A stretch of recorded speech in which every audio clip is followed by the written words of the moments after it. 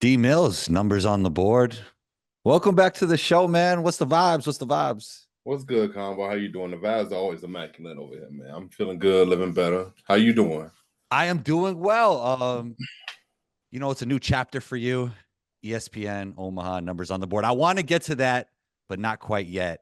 My question to you is how do you feel about the current offense, defense balance in the NBA? Oh man, you coming out with the heavy hitters already. For me, I think in the regular season, I think the offense is it brings the attention of like the casual fans. Night to night basis, teams aren't gonna show up throughout the regular 82 games. It's gonna be some nights where you can go into a game and the Wizards then hit 15 threes, and now you just like, damn, what can't do anything, even though you probably a very high rated defense. Sometimes your defense just may not show up that night. But when it comes playoff time, you do see the flip where now you see games going to 98 to 97, 101, 102. Like the pace goes down, the scoring volume goes down. So like you don't see that high powered offense on a regular basis. Even like the teams that have like the number one offense in the league, you see a regression in the offense when it comes playoff time. So for me, it's pretty much just like regular season is fun, but when it comes to playoff time, it comes back to reality. Would it be better for the NBA if the postseason looked like the regular season looked like the postseason? So you're saying the postseason looked like the regular season? Okay, no, the vice versa. Oh, if the regular season looked like the postseason? Mm-hmm. It could be boring for like a casual fan, but I feel like us basketball junkies, we would love it. Like we would love it, but like on a night-to-night basis, is a casual fan going to want to watch a 98 to 100 game, or would they rather watch a game that goes 120 to 126? Yeah, it feels like they're going to do something subtle, right? Like everything we're hearing from the league, from Adam Silver. Like, remember when we were hearing all the rumblings about the midseason tournament? Those weren't just rumblings. Like that was going to happen. And I think from what you're hearing, like there are going to be some changes made. I'm not against it. I just don't know what the change is. I hope this not removing the defensive three. For me, I just don't. It doesn't. It just sounds. It sounds clunky. I mean, imagine just having Wemby down there. That's what I'm thinking about. If you take that away, guys like Rudy, Wemby, Anthony Davis, even Joel Embiid, they can literally just sit in the paint the entire game, and to some extent, depending on who they're defending. Now, if they're guarding like a team like the Celtics, where they have Porzingis, or like a team like if the Timberwolves were to put Cat to 5 or something like that, then yeah, you have the big has to come out. But a lot of teams don't have a big that can shoot the three ball well, so a lot of bigs will just sit in the paint. That's like the most. That's like the most. Don't you think more bigs than ever could shoot the three though?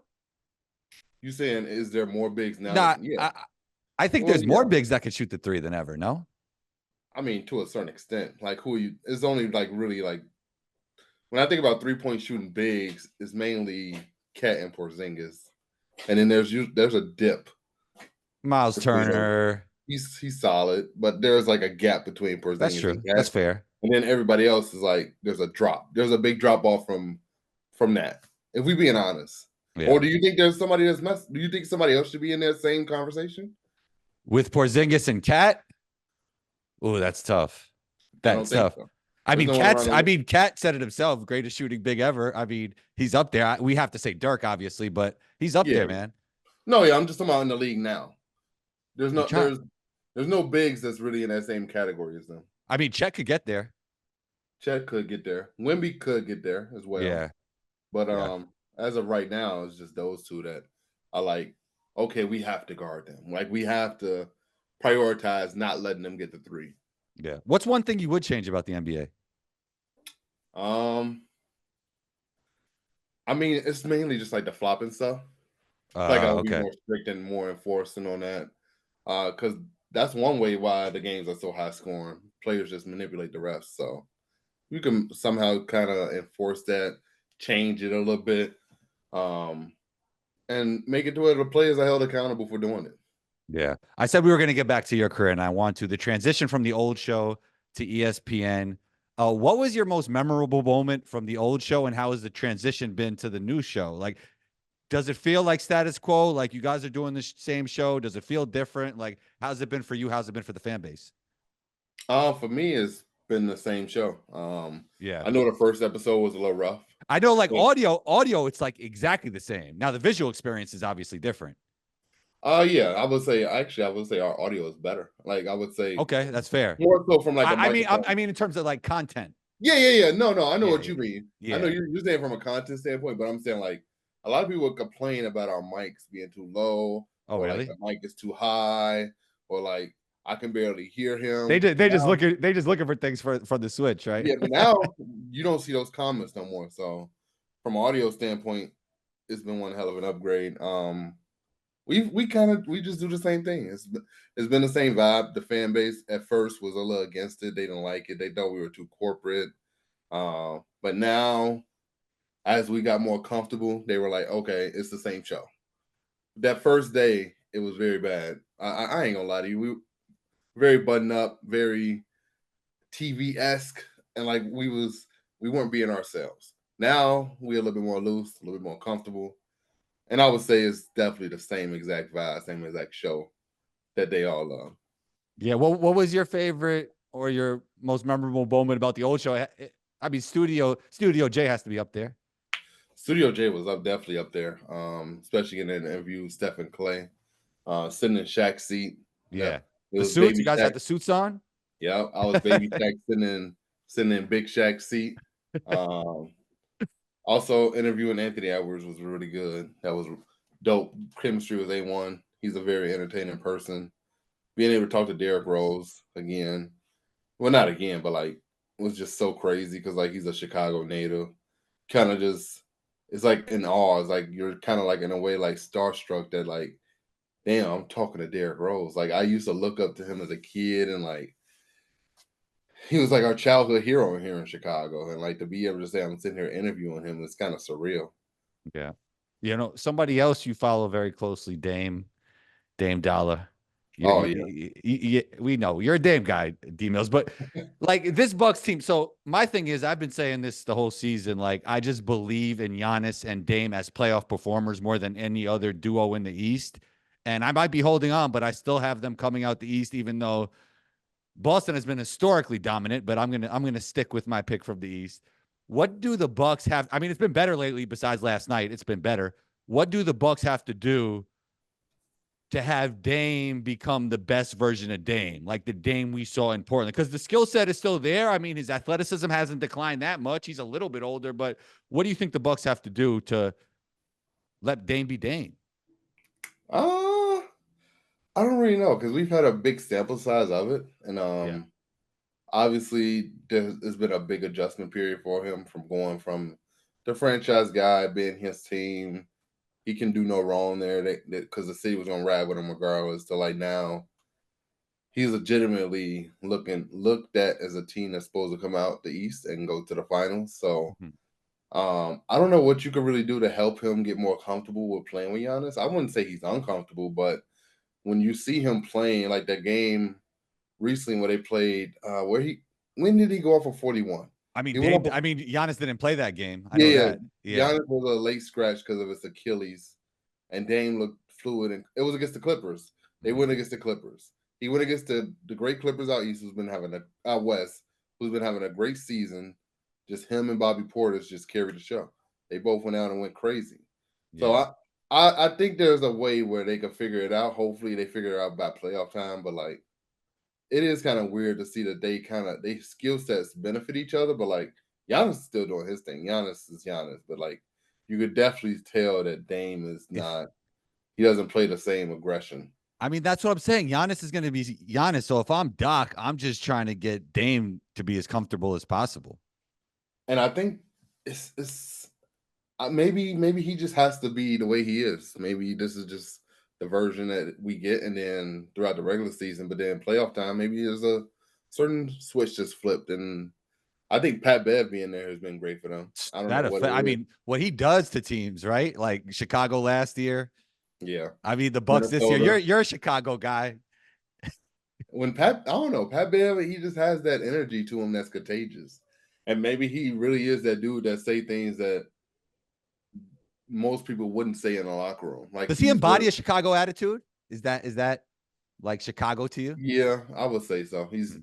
definitely like that gritty, in your face, tough nosed defender. Like, yeah, he definitely embodies that.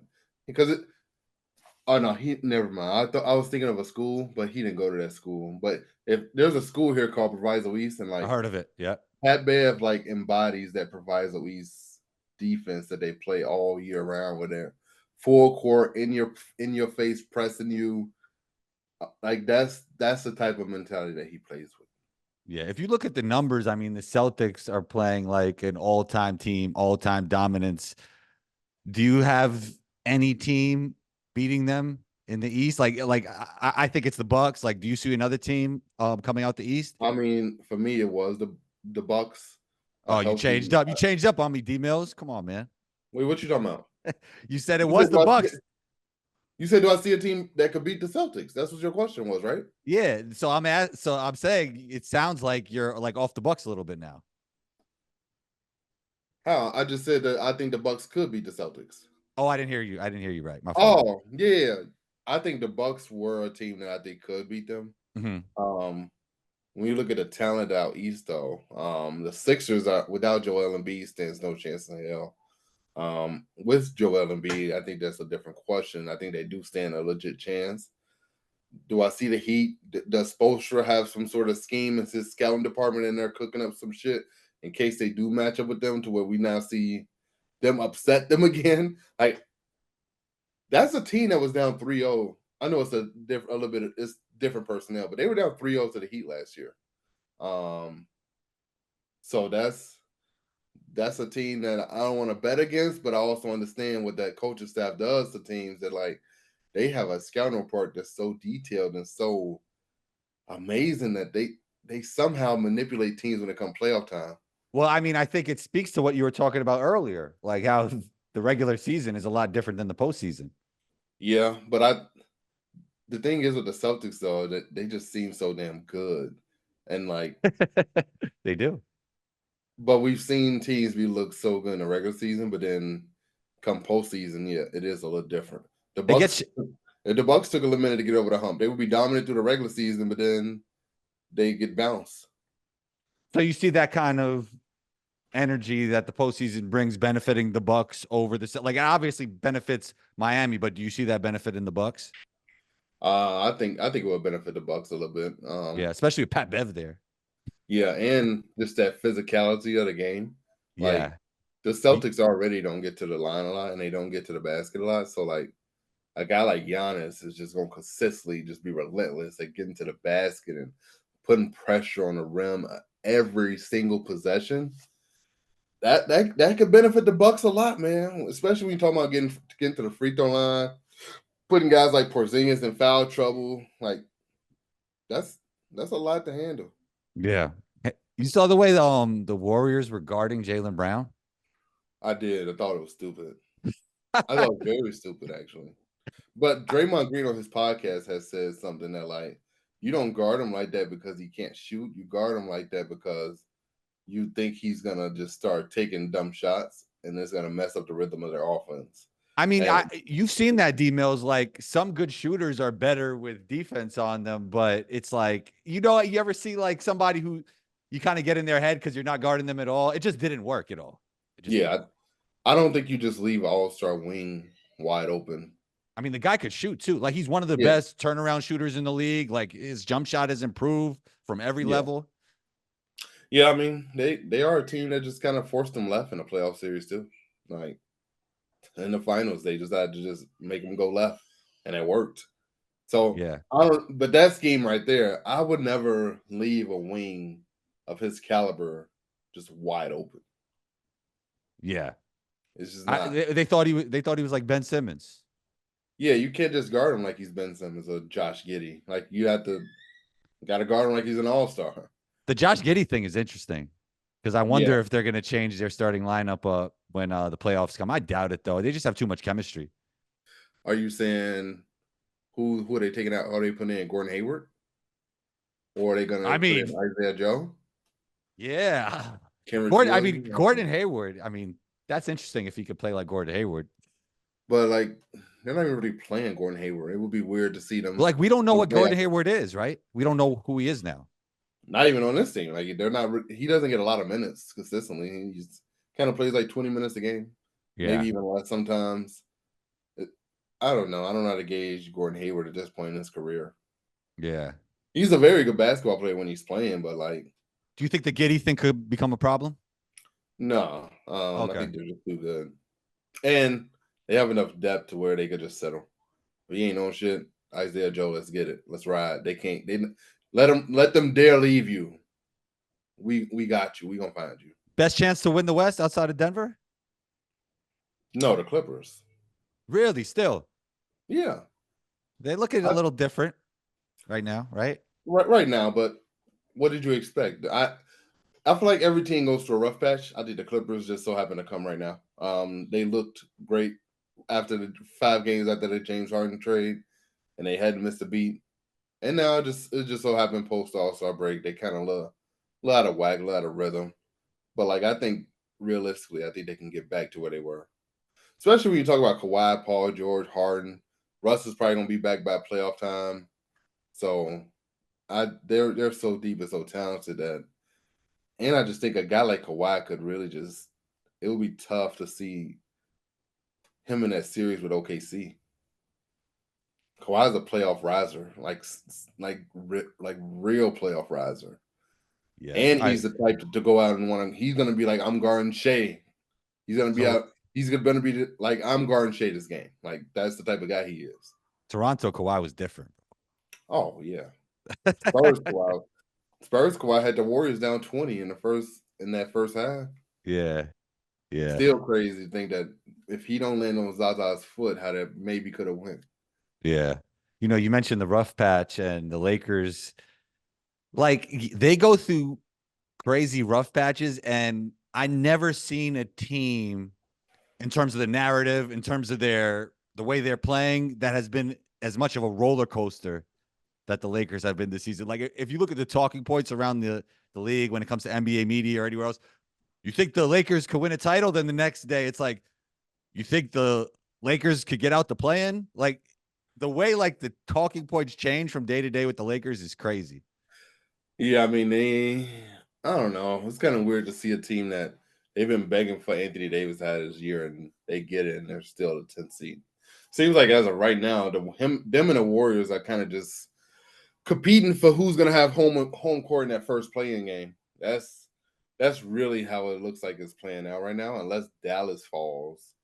But yeah, it's gonna be tough, man, because them Sacramento, Dallas, the Warriors, and the Lakers, they're kind of all in the same area. Yeah. Like the Lakers are like maybe the worst team of the bunch, or the Warriors. Worst team, but probably not the least chance to win a championship in a lot of ways, right? Like, because their peak is higher. Their peak is definitely higher, but I just hate the idea of them having to fight from the bottom all the way up. You talk about the Warriors more or the Clippers? I mean, you talk about the Warriors more or the Lakers now? The Lakers. You got to starting from if you do make it in, you're the 8th seed or the 7th seed. You got an uphill battle in order to get to the championship. Your odds are just stacked against you. You don't have home court advantage throughout the entire playoffs. You're always going to start the first 2 games on the road, and you're always going up against like legitimate, really, really good teams that like are number 1, number 2 seeds the whole time. Yeah, it's kind of hard to say that that's your route to go to the finals. Yeah, and the Warriors roller coaster too. I thought Wiggins was gone for the season. Now he's back. Yeah. It's crazy, bro. They both teams have been so confused. Maybe this is just like we're seeing like the transition of an era. You know when like it's official when SGA and OKC take out one of those teams, and like SGA has like a big moment. I think that's when like, you know, we know about SGA, but I think that's when like the general sports fan starts to learn about him. You know, when he beats one of those teams. Is Shea your MVP? I mean, Jokic is really the best player in the world, but I'm not mad if Shea gets MVP. What are your thoughts? I'm not against either or. Jokic has been playing amazing, but Shea is he's really catapulted that team to the number 2 seed when they didn't make the playoffs last year. If I don't remember seeing them. Yeah, they didn't make the playoffs last year. Yeah, I So mean, Chet has been a huge difference. yeah, Like yeah, just yeah. Chet has been a huge. just for how good he's been, and not only that, like he was the perfect player to fill that gap that they needed. You know? Oh yeah, they needed a big. They literally didn't Yeah, have a big last year. yeah. So for them to have a legit center, I would be interested to see what they do this offseason though. Like, do they want to experiment with Chet at the 4 and go get like a real like bruising big or like a rim running center, like Yeah. a Claxton? Oh, that'd be crazy. But it kind of gives you the Josh Giddey problem again, right? How so? I mean, you don't have to guard him on the perimeter. Who? Claxton. I mean, well, I'm not asking him to stand in the corner. He's gonna be That setting screens, that rim running, lobs, all. that's true. That's the big that's out on the perimeter. I'm not asking Claxton to do that. That's true. That makes sense. It does fill a gap. Like that's like a different kind of gravity, right? Like everybody thinks Yeah. about gravity of the perimeter, but that's another like style of Oh yeah, gravity. when you're a rim running lob threat like Claxton is, Like Derek Lively for what yeah, he is yeah. with the Mavs. Yeah. And he's so versatile defensively. Like he could switch on all positions. He Yeah. has quick enough feet to where he could switch. I'm not saying he's locking up guards. Like you just tell him, hey, go guard Steph. But no, he can switch onto a guard if the pick and roll situations. Does the cat injury change the conversation when it comes to the West for you? Depending on how significant and how long. Yeah. I mean, it's a meniscus. I would think 6 to 8 weeks. So just off the top of my head from dealing with knee injuries. Oh, you've had a lot of knee injuries? Yeah. So I mean, a Oh, meniscus is 6 to 8 usually, unless they do something different. oh wow. You've had your meniscus torn? Yeah. Oh damn. Yeah. I mean, That's, that was the easiest one. oh really? Yeah. I mean, I've had ACLs, so Oh shit. meniscus isn't. It's okay. It's like he could be okay. He'll be all right. But I mean, that time that he's not there, they won't be. But he could be back to himself by playoff time. I think they're okay though. They could slide Cal Anderson in there. Nas Reed still coming off the bench. They can make it work. They're legit title contenders.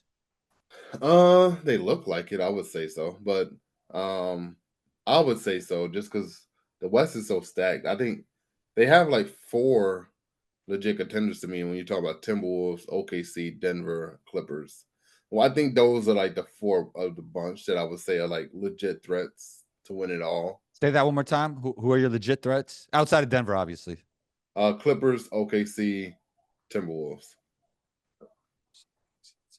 Yeah, that makes sense. Phoenix hasn't been consistent enough for me. I didn't Phoenix like also struggles to close out games. I didn't like them as a title contender like when the season started, but I would say like I said this before they beat Denver, like they could pose some difficulties for Denver because they just play totally different than Denver. Like the Kings will never ever beat Denver. But if you kind of like go with the death lineup against Denver, drag Jokic out, I could see a world where things could get difficult. But those teams that kind of play like Denver or have no chance against Denver. Are you saying their death lineup is KD at the 5? Yeah, But then KD has to guard Jokic. that's an issue. I mean, in the OKC matchup, Chet has to guard Jokic, right? It's like the same thing. Yeah, yeah, yeah. But I think Jokic is so damn good, you don't go small against him. So yeah, I mean, first of all, I didn't like the Suns as contenders just for the roster construction, the depth, and all that. I mean, their depth got a little bit better, but I just feel. I mean, they did beat Denver the other night with no Booker, but that's just the regular season. Yeah, and that overtime, they really like put their foot on their necks. KD hit 2 big threes, Bradley Beal hit a big 3. It was just like, damn, y'all just came out like this. I thought for sure the Nuggets had some fight in them in OT, but KD and Bradley Beal just kind of they just took it over. Yeah, yeah. Let's end with this. You're a Chicago guy. What have you made of Coby White's leap? Oh, it's been pretty fun. I didn't know he had this in him. I thought he was like like a 6-man type of guy, but to see him come out and like legit look like a starting point guard in this league, it's been pretty amazing. Because that was kind of a hole in the spot since Lonzo was out. Like Lonzo was out, didn't really know who the point guard was. They was kind of throwing in Caruso.